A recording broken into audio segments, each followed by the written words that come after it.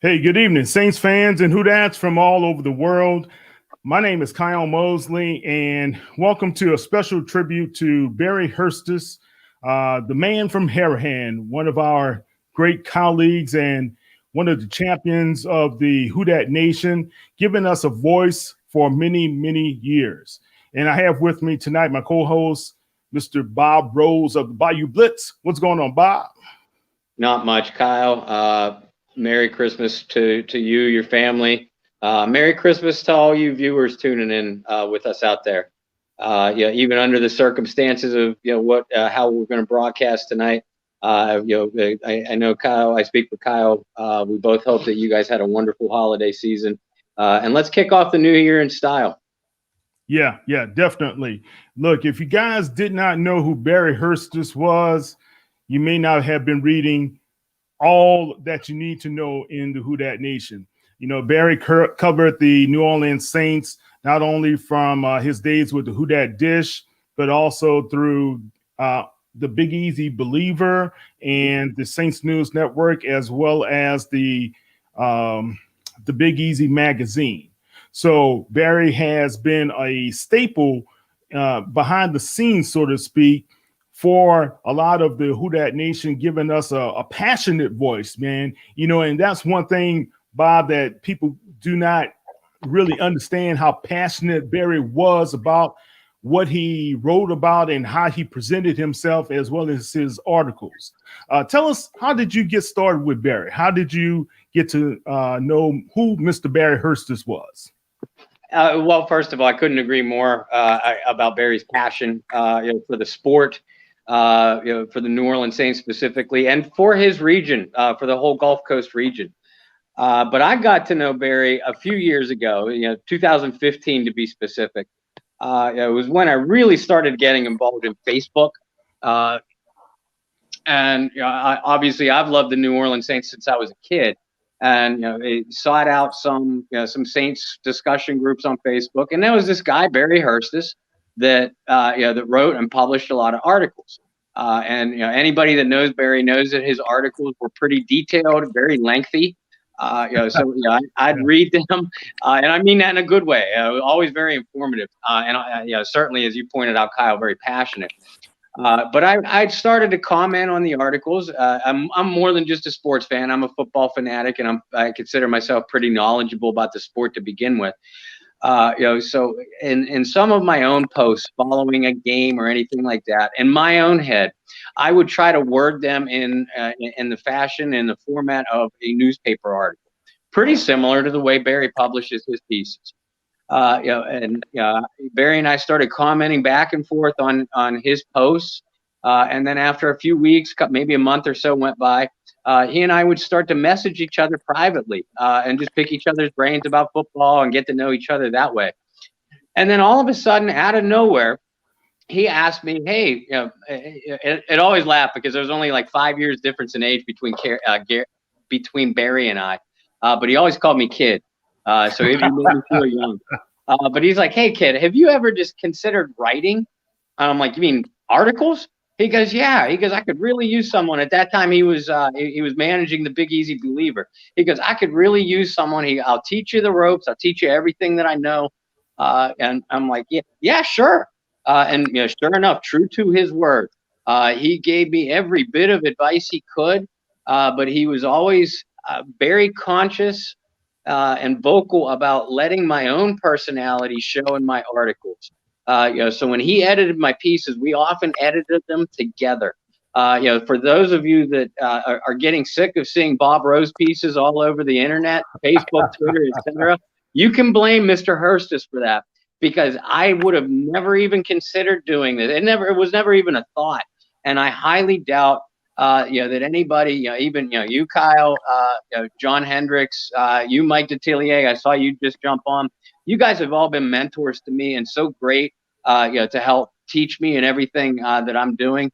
But I highly doubt that anybody other than Barry Hirstius would have taken a step out on that ledge and gave this punk kid a chance in the industry. And he was always very educational and supportive in everything that you did, even if he didn't agree with you. He would edit pieces, but he would tell me what I was doing wrong, how to fix it the next time, and give me tips and suggestions. Yeah, good stuff. Yeah, Barry always had his, I guess, ear to everything out there. He knew everything what was going on. If he didn't know, this is one of the men he would call on, Mr. Mike Detillier. How you doing, Mike? I'm doing great. Great to see everyone. Good. Look, Mike has known Barry a lot longer than most of us here. So tell us about your relationship, Mike. Well, man, I'm showing my age. Not just when I look in the mirror, but when I think back at Barry. This basically, I could say about 20 years. He had called me and told me, look, I'm taking a trip to Nicholls State and Thibodeau, and I would love to be a guy in the media one day. And I would want to visit with you. I said, okay. And he said, like, where do you come in? I said, well, there's a gate for the media. And we walk in through there. And then there's, Nicholls had a little grandstand. You could sit in there. They had a tree. You could go sit under the tree. Man, it was nice. Man, it was like a picnic. Man, Hook and I, we took great advantage of that one way or another. I'm going to walk in one day and a couple of people come talk, and I can see this guy waiting, and he introduced himself as Barry, and we started talking, and he told me, listen, I knew our age part was pretty close, but he never called me Mike. It was always Mr. Mike. Okay. I was like, Barry, you come on, man, you make me feel old doing this, especially at that time. Come on, I'm like 40 years old. Come on, dude. Give me credit on that end. But he was always respectful that way, and he was like, I got to ask you something. He said, is there any way you could introduce me to Buddy DiLiberto? And I try to tell him, Barry, you got to understand. Man, Buddy was, man, I ain't going to no practice. That's for the young kids. Man, I can't take no heat like this. But he would come to, we had a remote at Bubba's 2 in Thibodeau. And so we had it on a Wednesday. And so Buddy would come on a Wednesday. So I told Barry, come on a Wednesday. And so during this time frame, I got to introduce him to Hokie Gajan. Hokie had walked in at that time, and he was telling me, man, I grew up reading Peter Finney, and he's my idol. Yeah. And I grew up, like me, you watch Buddy on television, and he wrote for Grid Week, and, then he became this huge radio star at that point. And he was like, Mike, you teach me so much. You're so smooth on the air and everything. And I'm like, oh, okay. I appreciate that. And so he comes to Wednesday, and he says, they're not going to let me in the media part. I said, man, and they letting you in the media part. You in Thibodeau, Jack. I got a little bit of stroke here. And so I talked to the guard. He was like, Mike, as long as there's no issue. I said, no, he's my responsibility. You're not going to have no issue with him. And so he got in. So we waited about halfway into the practice. Here comes DiLiberto, swaggering in. And, man, is it hot? Oh, man, I'm not staying here long, But at this point, Peter Finney's there. Wow. So it's the three of us all talking. And so all of a sudden now, Barry gets to be in the conversation with me and Buddy and Finney. Now, I had heard all them old stories to the point where, dude, I could have told it to you. It's like dozens of times. I could have told a story better than they could. And so they were telling old Saint stories. And Peter was telling this story about the governor, Earl Long, at that time.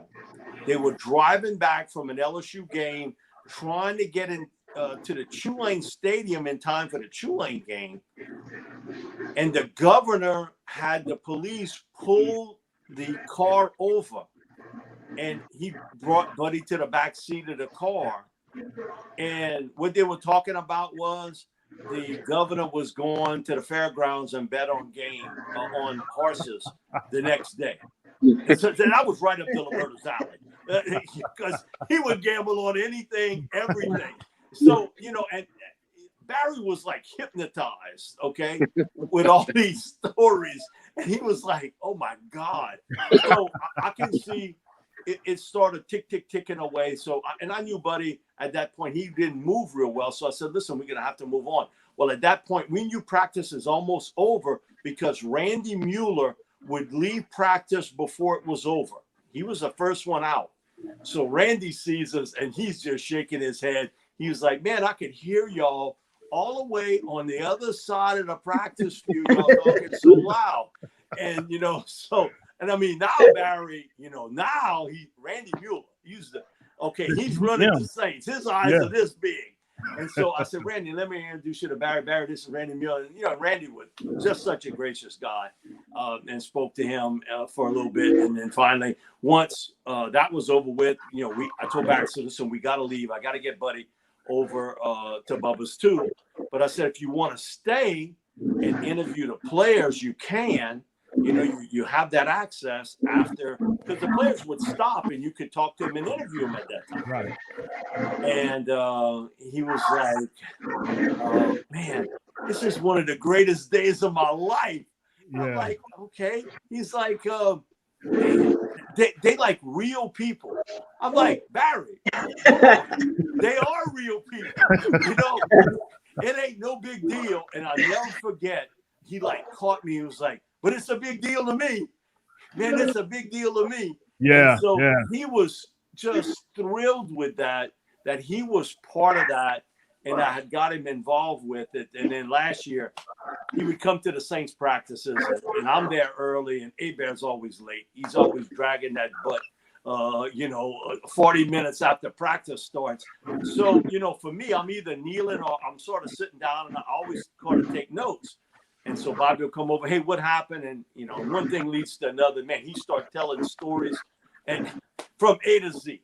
And I could see Barry's hanging in the background, so to speak, but he wouldn't get close. So the second day, you know, he's out there, give me your notes. And he's like, man, I can't read that scribble scrabble. I said, okay, I'm going to tell it to you. Just write it. And so I said, Barry, come see. So I introduced him to Bobby, and he's like, you sure it's okay? I was like, yeah, it's right here. And, you know, then it don't take much to get Hebert cranked up, dude. He's like a car. Once he's rolling, he's downhill with it. So he's telling Barry all these stories about us growing up on the bayou, kind of bayou life, us and, you know, Coach O and some adventures here and there. Which happened on the bayou stays on the bayou, so to speak. And Barry's now, he's really excited with all this, you know, into that deal.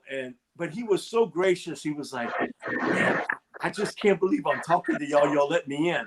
And that was the thing. He really cared so much for others, and he was encouraging to so many. And I think, Kyle, you and I talked about this. There were maybe times he felt he wasn't kind of part of a group. And I think I know it bothered him. And sometimes you don't realize your actions or your interactions with others really make a difference. I learned it because, man, listen, if I didn't, my mom and dad would have really got on me pretty good about it. So, but he was always gracious about, I can't thank you enough for letting me in on these conversations and that sort of thing. But a wonderful guy. We'd always talk about grandkids, and he loved to hear stories. You know, man, that was his deal. Man, tell me stories. And so he'd throw ideas that he had, and some of them I'd say, Barry, you can't write that. That's horrible. He's like, no, Mike, I need a story for tomorrow. I said, well, damn it, write it. If that's the case, go ahead and write it. You know, and so, but you went through that too, Kyle. He threw that same stuff at you.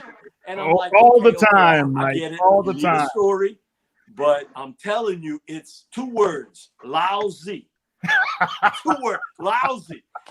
But he would always sort of tap into you about, what do you think about this? What do you think about that? And he would tell you, man, I really like this particular writer, or man, I listened to this on TV and radio. And so he sort of knew what he liked and what he didn't like. But when you write every day, it's difficult. Yeah. You guys, and he was always on me about, you got to write more. And I said, Barry, when do you want me to sleep, dude? I get 3 or 4 hours, need it or not, but come on, I can't do this every day and write. And so, but he was such a gracious guy. And you can see his health declining.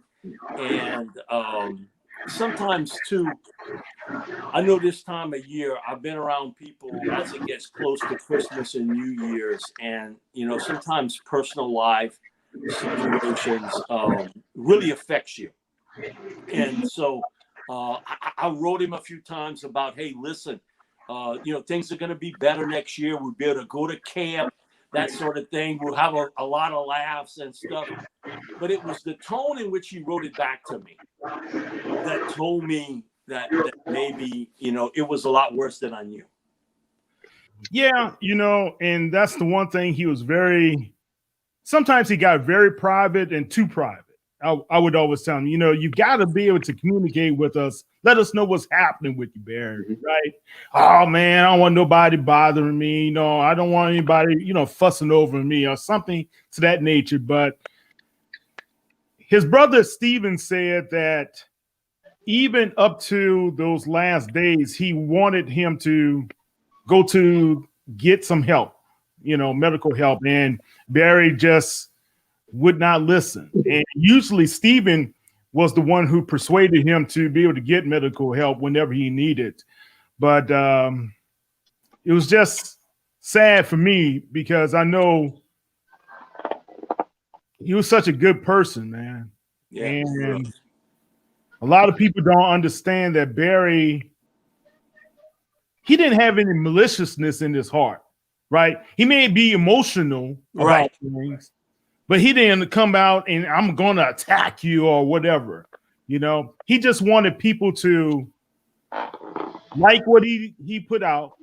Mm-hmm. But I told you, everybody's not going to like what you put out, Barry, right? So sometimes you just got to put it out and forget about it and go on to the next.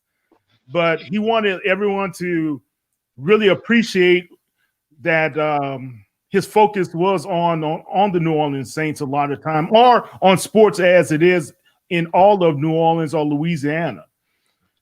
But he was just a good person, man, and he was my brother. I really loved him for helping me in supporting me, So I know with you, Mike. Matter of fact, Barry's the one who told me, say, hey, why don't you call Mr. Mike?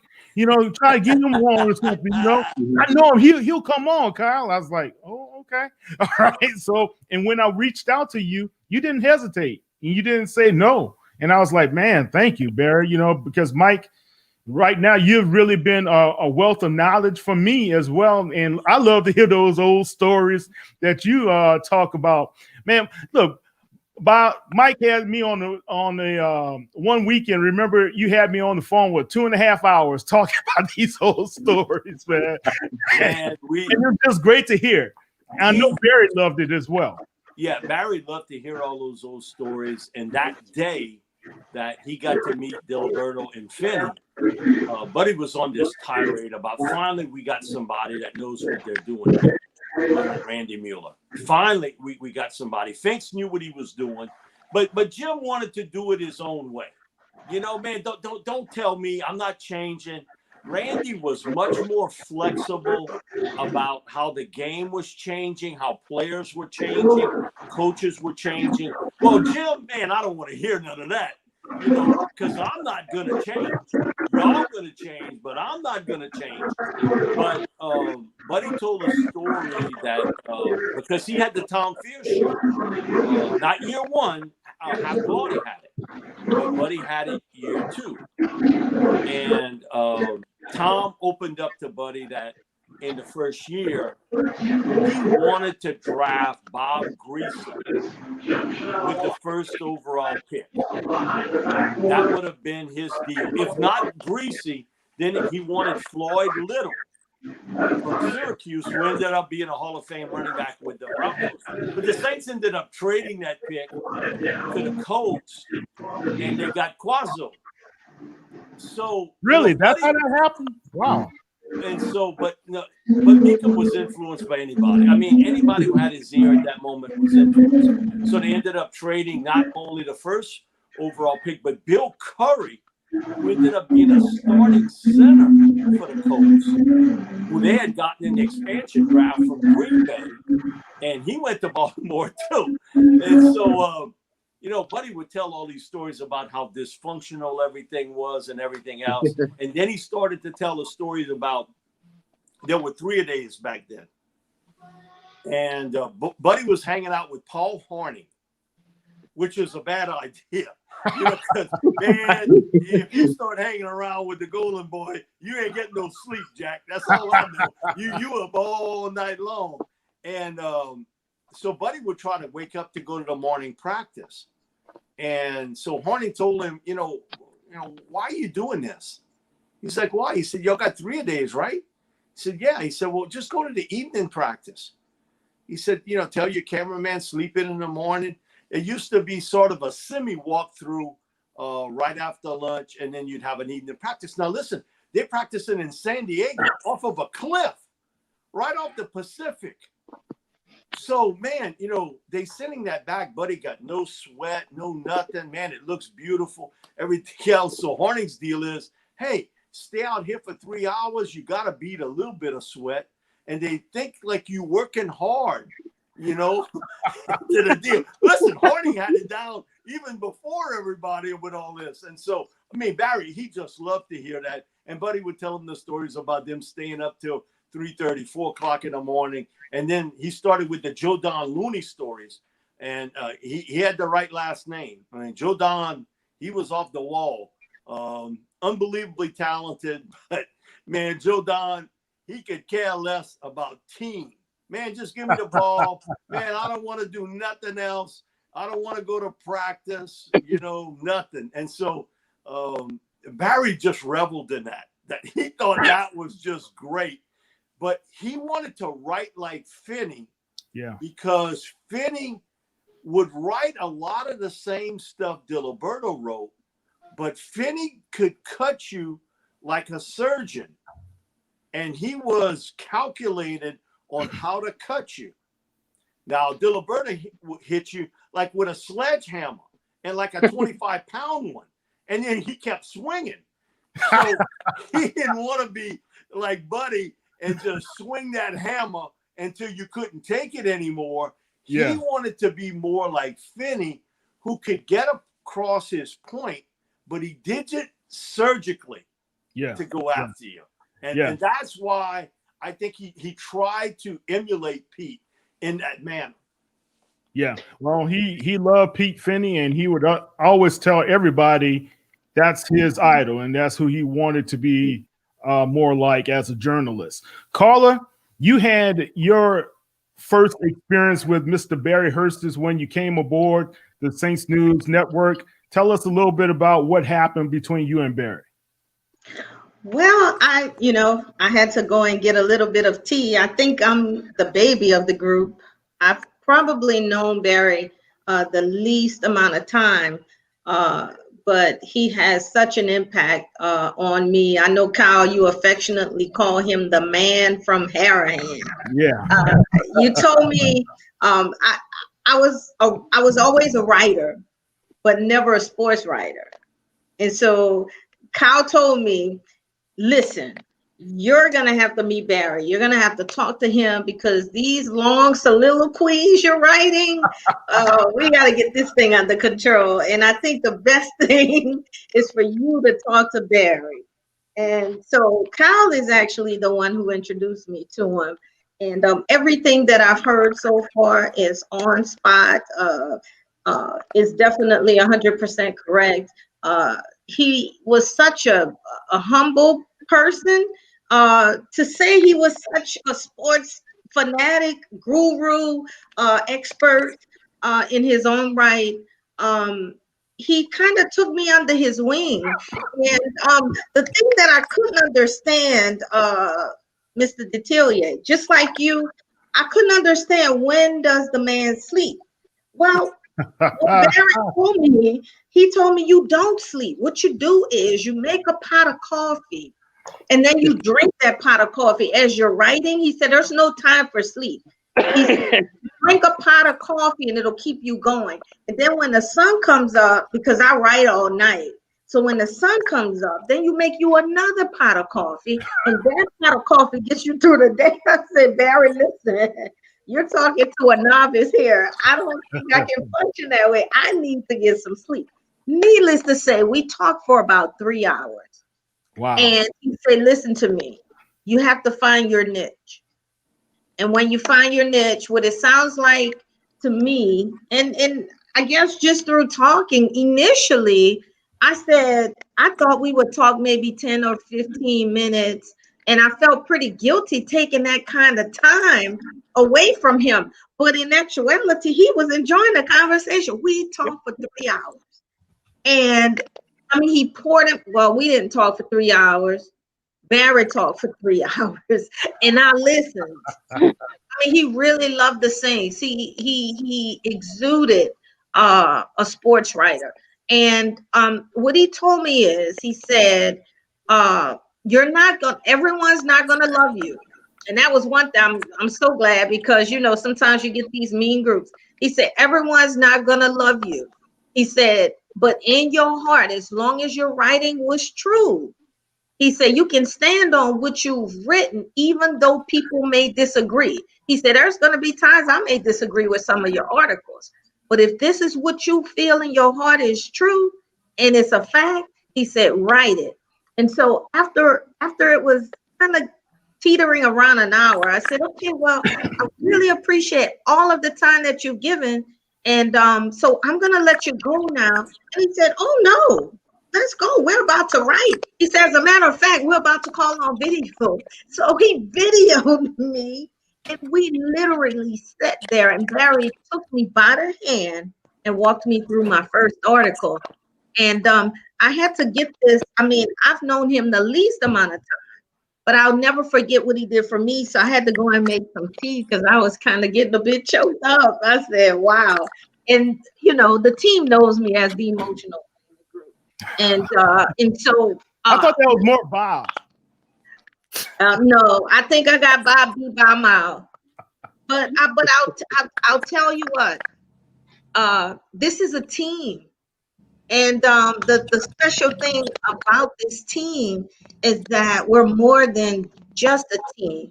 We're literally a family, and not a family with quotation marks or air quotes. No, we're literally a family. We care about one another. We love one another.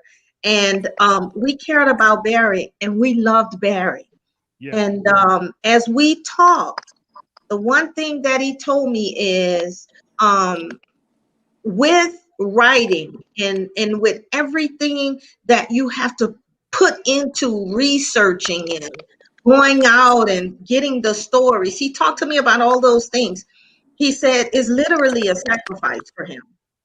He said, and the sacrifice for him was, it's all he wanted to do. He would eat, sleep, and breathe the New Orleans Saints. And I admired that about him. In the last conversation we had, because he would always make himself available. And I mean, I didn't really know the magnitude of Barry's love for the Saints or his writing, but he was well renowned in the Saints arena, believe it or not. I mean, people knew him. And so for him to take this kind of time for me, and he had just met me, but he was really good friends with Kyle. And because Kyle said that I needed to speak with him, he took 3 hours and poured all of the things into me that I needed to finish that first article. And the article was published. I was so excited. He was so excited. And for quite some time, I would pass certain things by Barry. And so, Kyle, thank you so much for introducing me to him. And as I said, you affectionately call him the man from Harahan. Yeah. I affectionately call him our brother, our colleague, our friend, our family. Yeah, well, it was so funny because, go ahead, Bob. I'm sorry to interrupt. All you guys, all of us had personal relationships with Barry outside of our professional relationships. Mike, Kyle, I know you guys were close to him, and you touched on that. But Barry and I got close in a short period of time too. He and I were kind of kindred spirit, more than kind of. We were kindred spirits in a couple of ways. He knows that over the years that I haven't been well physically, yet in a hypocritical way. And Barry, I say this with love. In a hypocritical way, he was always on my case. Kid, you got to take care of yourself. Hey, kid, we'd be chatting 2, 3 o'clock in the morning about respective articles that we were each working on or ideas. He goes, "When do you sleep?" And I said, "I don't." And he's like, "Well, kid, you got to get some sleep because otherwise you're going to burn yourself out." Meanwhile, this coming from the man who had the candle going on, not only burning at both ends, but a little bonfire going on in the middle too. He was always on my case to take care of himself or take care of myself, excuse me. And Mike, like you, I'd had a conversation with him, I think 2 or 3 weeks before Thanksgiving, and I knew he wasn't doing well. And I was pleading with him to get some rest, go to the doctor, take care of yourself. Now, Pot, this is me calling kettle black, because he fired right back at me. And he's like, "Well, the last couple of times I've seen you on camera, kid, you didn't look so well either. You look you look stressed." He goes, "Maybe you should go to the doctor and get some rest." But that's the kind of back and forth that Barry and I always had. And it was with love. He was such a caring person. Again, like you pointed out, Carla, even if he didn't agree with you, either professionally or personally, and you better believe that you would hear about it. But it was always coming from a direction of love and caring. And he will be missed from that aspect. He would hold, and Brendan, I saw you just jump online, and I can't wait to hear some of your stories too. Us younger people, myself, Brendan, Carla, younger people in journalism, I'm not so young. He would hold your hand through pieces. But after a while, again, like I said earlier, when I first started working for him, he would encourage your personality to flow and eventually pick your brain about his own piece. Hey, what do you think if I write about this, or if I write about that? And that, I know that came not only from his heart, but that came directly from the teachings of you, Kyle Mosley, and you, Mike Detillier. He learned from you guys and took it in like a sponge. Yeah. Well, I tell you, go ahead, Bob. Go ahead, Mike. Thanks, Kyle. And before all this pandemic hit, and doing all these camps, and literally South Louisiana has been the haven now for all these camps during the summertime. And so, when you got camps, you got functions, and so he would always tell me, "Oh, man, I saw somebody post something like at 2:30 in the morning about, you were hanging out with this group, or you took a picture with these people, and and then I hear you like at 6:10 in the morning with Tommy Tucker, and how do you manage all that? And what you drinking is I hope it's not just water." I said, "Listen, Eric, you don't have to worry. It ain't just water. It got a few proof. But listen, I can hang with that at this point." And he would just go off with it, just laughing about how can you function. I said, "No, man, I know how to handle it. I'm good with it in that particular point." But he, like Carl and like Bob said, he really was concerned about your health. Much more at times than his own. And, that's funny. That goes to show the humanity of the guy. Now, listen, he knew I was having a good time and everything else, and I enjoyed doing the camps and that sort of thing. But and that part he got, but it was hanging out afterwards. He was like, "Man, I see somebody posted like at 2 o'clock, 3 o'clock in the morning. Come on, you just getting in?" And I'm like, "Kyle, hey, don't worry about me." And he was like, "No." He said, "Mike, you're not 30 years old anymore." I said, "Okay, I get it, but I can handle that particular part of it." And he just would crack up laughing. He thought that was the biggest thing. And man, I would give anything to hang out. I'll say, okay, now you complaining to me, but you want to hang out with me. And he's like, yeah, but I don't want to drink with you. Yeah, I don't want to do that part with you. Yeah, man. Look, he was funny. I remember one time I was up probably 3 a.m. and I was doing some editing, and he saw me on Facebook. What you doing up? I'm like, hold on. I'm thinking the same thing. What you doing up? Right. And you gonna ping me at 3 a.m. Kyle, you need to rest, man, because don't burn yourself out like I got burned out over at Big Believe. I said, I'll be fine, Barry. Trust me, I'll be all right, my friend. You know, but Brendan, you kind of was with the Saints News crew with me, Derek, the professor, and Rick Gailey, you know, and that's how you got to meet Barry. Tell us anything that you can enlighten the people about with your relationship with Barry. Man, I think the first thing that has always blown my mind, and I think my relationship with Barry and Derek specifically kind of brought that to a new level, was the power of social media.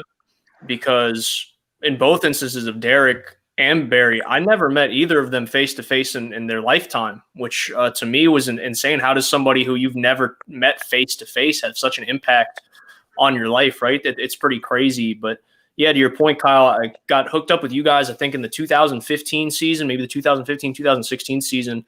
And then I started writing for Barry with the Big Easy Believer. I don't really remember how that happened, but it was kind of one of those, probably you pushing me pretty quickly over, saying, you're a talented kid, go work with Barry and soak up some knowledge. And I was in the middle of college, and that process didn't last probably as long as it should have, or as long as maybe I wanted it to, just because of trying to keep grades up and what have you. But the one thing that really sticks out to me with Barry was, I'll never forget the first article I wrote, not just for him, but just in general about the New Orleans Saints. I wrote an article about the Saints receiving core that year. I think it was 2016. So you had Mike Thomas, who was just coming in as a second-round pick. Brandon Cooks was still there, and how that could have been the greatest receiving group that the Saints had ever had. And looking back at it, you know, that was a group that, if I'm not mistaken, it was the first or second time in NFL history where you had a 5,000-yard passer, a 1,000-yard rusher, and 2,000-yard receivers. So I just remember Barry being very supportive of what I wanted to do, and kind of what Bob said is, like, take your voice, and what Carla said, take what you believe in, and whether I agree with it or not, just go with it, write it. And I'm going to back you the entire way. And I remember through some of those conversations, and after seeing that get published, and how excited I was and how excited he was for me in that process of writing some things, and maybe falling behind and just getting content out because I was in college, I was in school, that he had to do a little bit more editing. It never bothered him to sit and give me feedback and go, hey, this is what we got to do here. This is what we have to do here. But one thing that always stuck out to me was, and I think it was one of the few times I ever saw Barry go, you know what, I'm going to push you just a little bit, was he messaged me on Facebook late one night and said, listen, kid, you either learn to do it or you don't. You either learn how to write or you don't. Like, it's great that I can edit these articles, but either you learn to stop making the same mistakes or you don't. And it pushed me enough to go from Big Easy Believer. Once, you know, everything kind of ended over there, I ended up writing with the Swarm and Sting on Fansided as well, covering the Charlotte Hornets in the NBA for a little bit, and then eventually made my way back. But Barry was always so supportive. Like I said, for a guy that I had never met face-to-face, for a guy that he didn't really know a whole lot about outside of you, Kyle, probably messaging him like, hey, I got this kid who's really interested in doing this and this, and I want to give him as many opportunities as possible. But Barry was so respected by so many people in the area. He was such a loved person. And honestly, I didn't hear the news until I logged on to Twitter, I guess a day or two after Christmas. And it just blew me away, because I knew he wasn't in the best of health, but if you ever talked to him or exchanged, you know, Twitter or Facebook or however people interacted with him, you would have never known that that guy's health wasn't, you know, through the roof. Like, he always acted as if he was just ready to go. He was willing to help anybody do anything. He was willing to be as supportive as possible.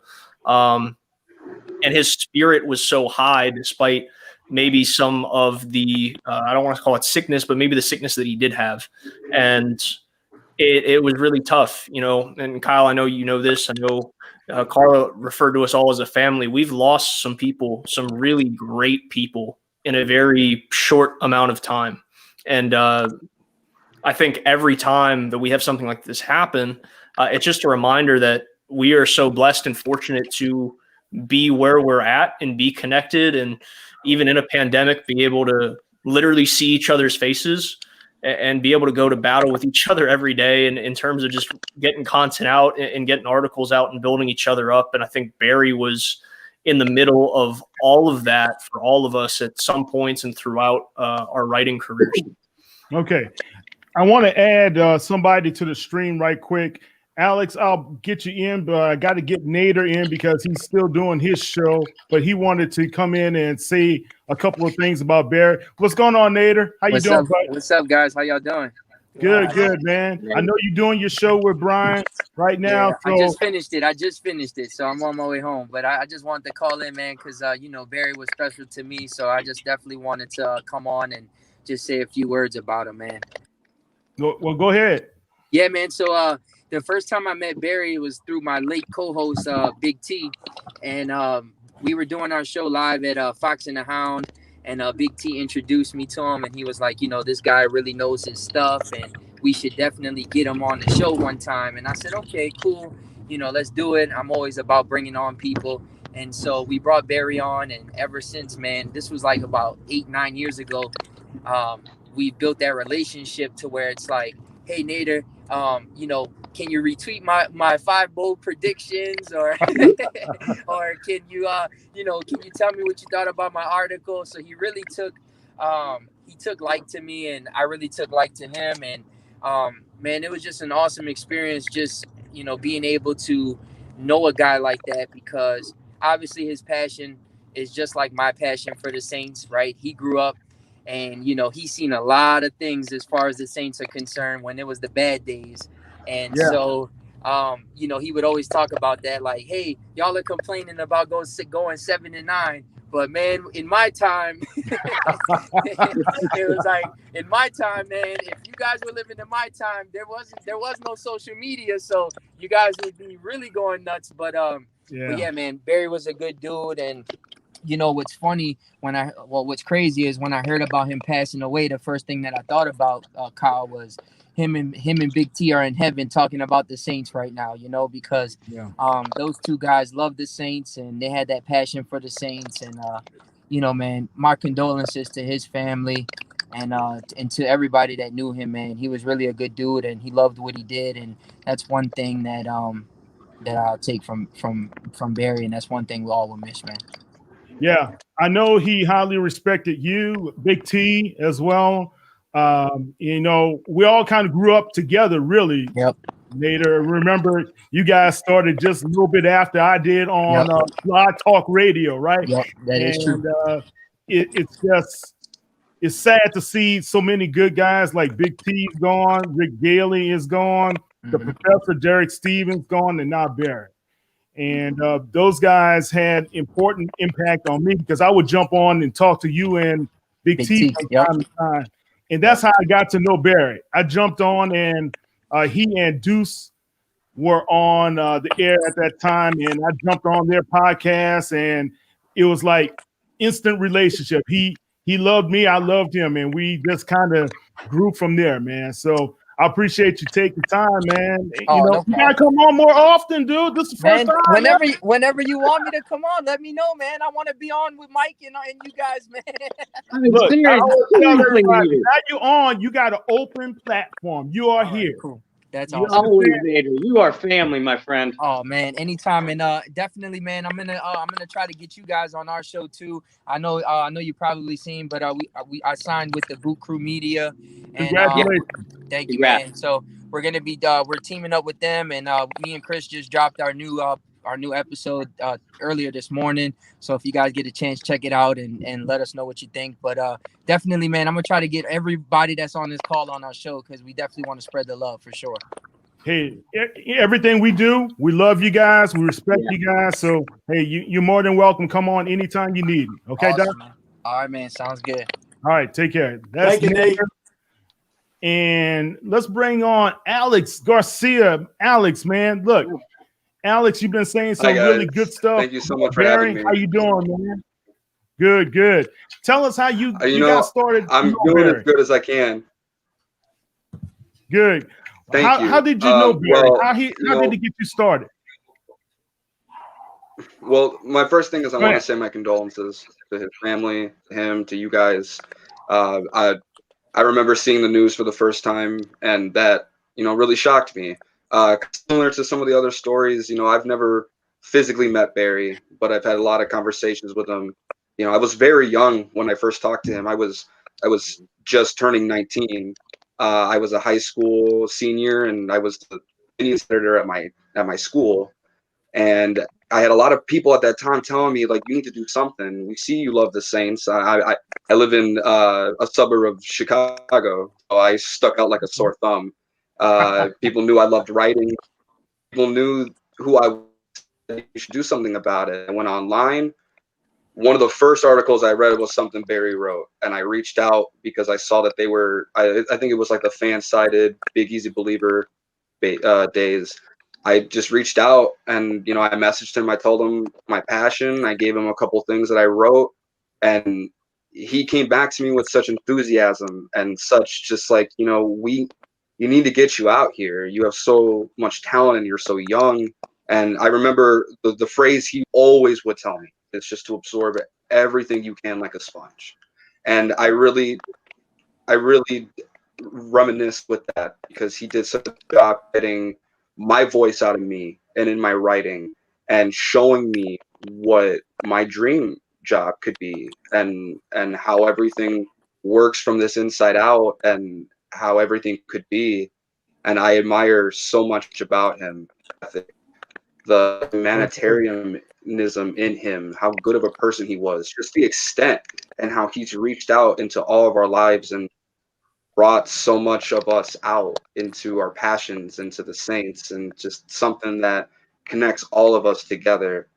And, when I found out that news, it really hurt. I've had a lot of stuff in my life happen, so I've had to put down the writing. I've had to do a lot of other things. But, Barry's words and the encouragement and every so often I go back to my articles on Big Easy Believer and I look at those and I'm like, I got to have this opportunity, this moment. I got to live my dream, even if it was just a season. And it was the most incredible thing I've ever experienced. And I'll never forget that. And I'll never forget Barry. And, I really just wish I could tell him thank you one more time. Awesome. Well, look, Alex, I really do appreciate you being to come on, share those words. I know the family would love to hear them as well. His brother Steven is listening in at this time. So thank you so much, man. And look, if you ever want to write again, look me up. Okay. I keep up with all you guys. I'm in the chat groups. I'm in the Facebook pages. I'm liking statuses. I'm reading articles. So, you have someone who's got the ambitions back up again. So I'll definitely keep in touch. I'll be reading. See that man in the middle up there, Mike Detillier? Connect with him. Okay. All right. All right, man. All right, guys. We are wrapping everything up. Mike, any last words, any last thoughts about Barry? Man, I don't know what more I could say other than he was a good dude in life who cared so much about others. And I wrote this at the end of the article that you had talked to me about, that I think he always wanted sort of the love and respect of the Who Dat Nation. Somewhere, somehow, he's heard it over the last few days. And that gives me great comfort for him, and it should for his family too, because of the fact that outpouring for Barry was there. And so, I feel bad because, losing Barry, and then it was 1 year, 2 days ago, my friend Carla McCord got killed. Yeah. Plane crash. And, Carly would have loved all those accolades, just like, no matter what, Barry would have loved it too. But, and I know somewhere, somehow, they heard it. And so God bless the family and everybody else. But he was a good man in life, and I won't forget it. Yeah. Bob.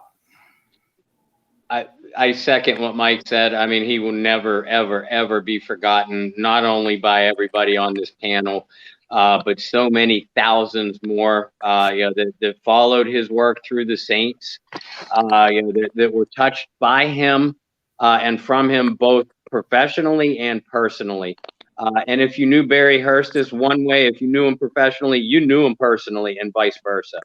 And that's the thing that I will always take from Barry. I mean, like I wrote about in my section on your tribute piece, Kyle, which was so well done, by the way.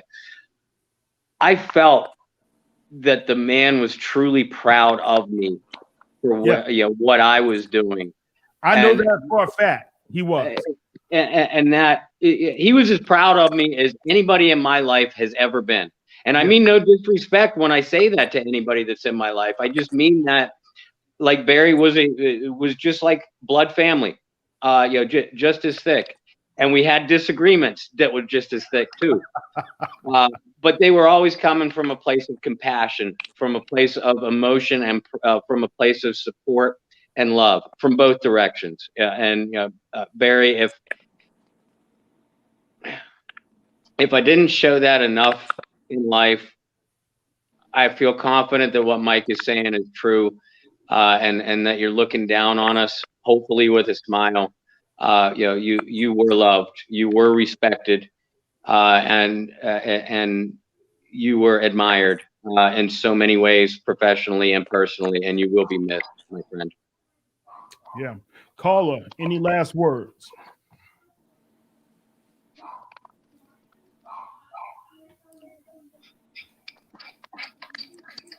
As I'm sitting here and I'm listening to the testaments of all of our family members towards our brother, I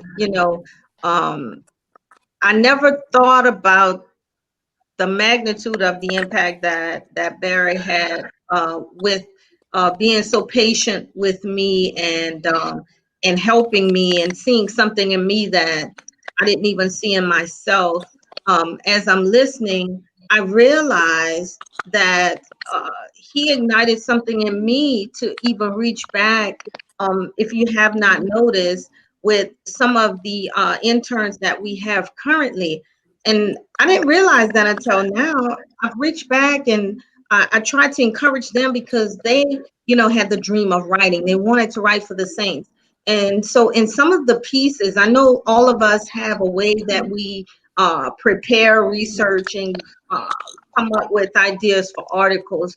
And if the truth were told, we're pretty passionate about our work and so much that we're selfish with it. But Barry wasn't that way at all. I mean, at all. Not one iota. He was passionate about it. He was strong in what he believed, and if he disagreed, he would let you know in a loving way, but strong in his delivery. But what I found out is that a couple of the interns, I found that I'm kind of doing for them what Barry did for me. And so they're actually co-writing at least two of my pieces with me. And so I thank God for the platform that we all have to share our passion for the Saints and our passion for writing. But it's a whole nother thing when you're developing others and you're duplicating yourself. And so what Barry did is he deposited a piece of himself into each and every one of us. And I'll never forget that. I'll never forget that. And I pray for his family. And I give my sincerest condolences, but I want them to know that Barry's work, a little piece of it, is going to live on through all of us. Yeah. There's Brother Stephen. I'd like to thank you for what you're doing this, and he will be pleased and greatly missed and fondly remembered for his work. Happy New Year's to you as well, Stephen, and family. as well, man. And Brendan, last but not least, any last thoughts about Barry? You know, I think the one thing that I'll miss outside of conversation or just knowing that he was always around if I needed him was I'm going to miss those bold predictions. And I think the beauty of those were at the end of the day, you kind of always knew how those things were going to end. But he really took you on an emotional roller coaster ride every single one of those, right?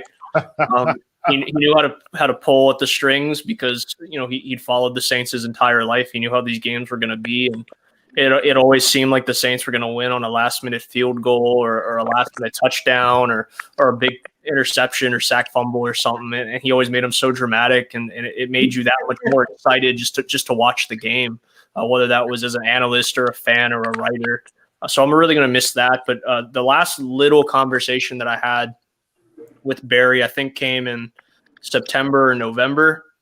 And, we had really lost touch over the years. And being as young as I am, I could blame probably myself for a lot of that. At 24, you forget life is short. You think you're invincible and you don't keep up with people maybe as much as you should. But he had, I think, commented on an article that I had wrote that I had tweeted and said, this is by far your best work so far. And so to know that though we didn't keep in touch, he was, I don't want to say monitoring me, but he continued to read my work over time. It meant a lot. Yeah. He monitored everything we did, guys. Trust me. Barry knew what was going on. Let's see here. Alex.